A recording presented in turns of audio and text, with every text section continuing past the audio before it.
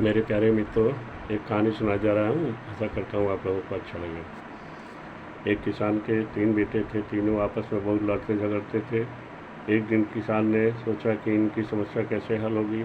विचार करने पर उसने कहा, अपने तीनों बच्चों को बुलाया और उनसे कहा कि आप जाओ, गन्ने के आकार की एक एक लकड़ी तीनों लोग लेके आओ।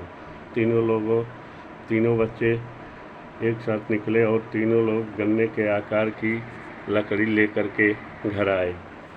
फिर किसान ने उन सबों को कहा कि आप सब इन तीनों लकड़ियों को एक गट्ठर बना दो।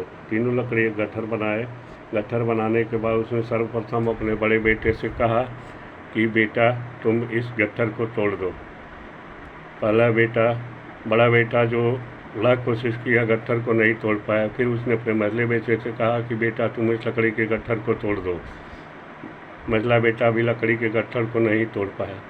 फिर उसका 18 साल का तीसरा बेटा जो सबसे छोटा था, उससे कहा कि बेटे, तुम इस लकड़ी के गट्ठर को तोड़ दो। वो भी नहीं तोड़ पाया। असफल प्रयास रहा तीनों का। फिर उसने कहा, बेटे, अब इस गट्ठर को खोलकर एक एक लकड़ी ले लो। इस गट्ठर को खोला और गन्ने के आकार के जो 3 लकड़ियाँ थीं, उनको तीनों अपने हाथ में ले लिए। लेने के बाद फिर क्या था, फिर किसान ने कहा कि इन लकड़ियों को तोड़ दो। तीनों तोड़ दे। तीनों बच्चे अपनी लकड़ियों को तोड़ दिए। फिर किसान ने उनको समझाया कि देखो बेटा, जब तुम एक जगह इन लकड़ियों को रखे थे तो तुम में से कोई नहीं तोड़ पाया, और जब इन लकड़ियों को तुम अलग अलग कर दिए तो सभी ने तोड़ दिया। इससे तुम्हें ये सीख लेनी चाहिए कि बेटा, जब तक तुम एक सूत्र में बंधे रहोगे तब तक तुम्हें कोई तोड़ नहीं पाएगा, और लड़ते झगड़ते जब अलग अलग हो जाओगे तो तुम्हें जो चाहेगा वो तोड़ देगा।